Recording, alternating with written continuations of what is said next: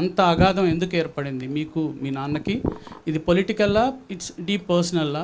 Can you speak out your heart? First of all, it's unfair for the moderator to get the first question. But anyways, he's taken that advantage. I'm happy about it. ఒకటి, నేను మా నాన్నని criticise చేయలేదండి. Political లీడర్గా కేసీఆర్ గారిని criticise చేసిన, BRS party అధ్యక్షులు గౌరవనీయులు పెద్దలు కేసీఆర్ గారిని క్రిటిసైజ్ చేసిన తప్పితే మా నాన్న కేసీఆర్ని నేను తిట్టలేదు. మా నాన్న కేసీఆర్తో నాకు ఎటువంటి ప్రాబ్లం లేదు. నాన్నగా ఆయన లేకపోతే నాకు జన్మనే లేదు. నేను ఒక హిందూ మహిళగా రోజు పొద్దున్న లేస్తే పూజ మెడిటేషన్ చేసే మహిళగా చెప్పేటటువంటి ఫస్ట్ 5 పేర్లలో తల్లిదండ్రుల పేరు కూడా ఉంటుంది. తల్లిదండ్రులతో నాకు ఎటువంటి సమస్య లేదు. బీఆర్ఎస్ పార్టీ అధ్యక్షులు కేసీఆర్ గారితో ఖచ్చితంగా నాకు ఐడియాలజికల్ విభేదాలు ఉన్నాయి. మొన్న విమర్శించిన, రేపు కూడా విమర్శిస్తా తప్పు చేస్తే. నేను తప్పు చేస్తే అట్లనే బీఆర్ఎస్ పార్టీ వాళ్ళు కూడా నన్ను విమర్శించవచ్చు. నేను వ్యక్తిగతంగా ఒక మాట కూడా అనలేదు. బీఆర్ఎస్ పార్టీ ఫస్ట్ వచ్చినటువంటి ప్రభుత్వంగా వారు కొన్ని పనులు చేసి ఉంటే తెలంగాణకు బాగుండేది. ఆ పనులు చేయకపోవడం వల్ల ఏమైంది?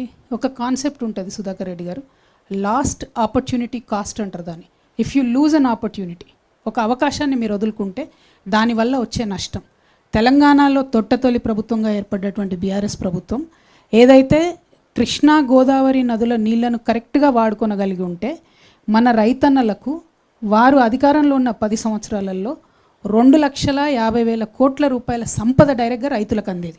కృష్ణా నీళ్ళు వచ్చి ఉంటే మన పొలాలకు, గోదావరి నీళ్ళు వచ్చి ఉంటే 1,21,000 కోట్లు కేవలం ఈ 2 ప్రాజెక్టులకు పెట్టిండ్రు. ఏది?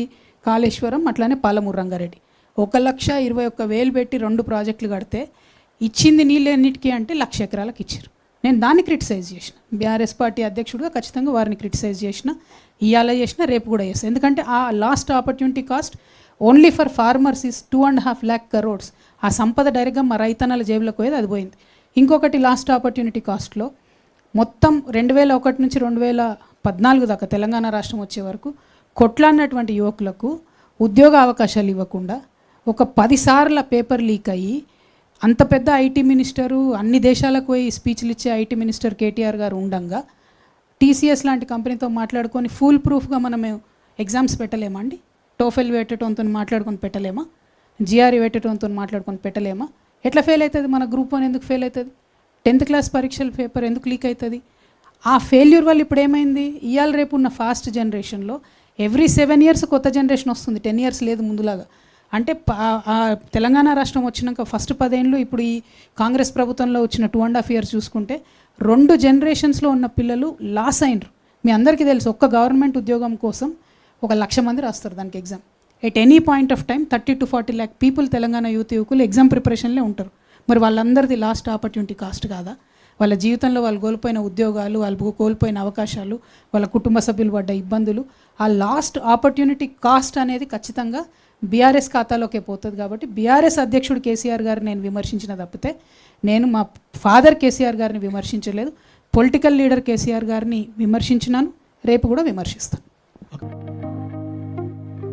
స్వచ్ఛంగా, సహజంగా పోషకాలు నిండిన ఎస్ఆర్కే డైరీ పాలు మరియు పాల పదార్థాలని ఎంచుకుందాం.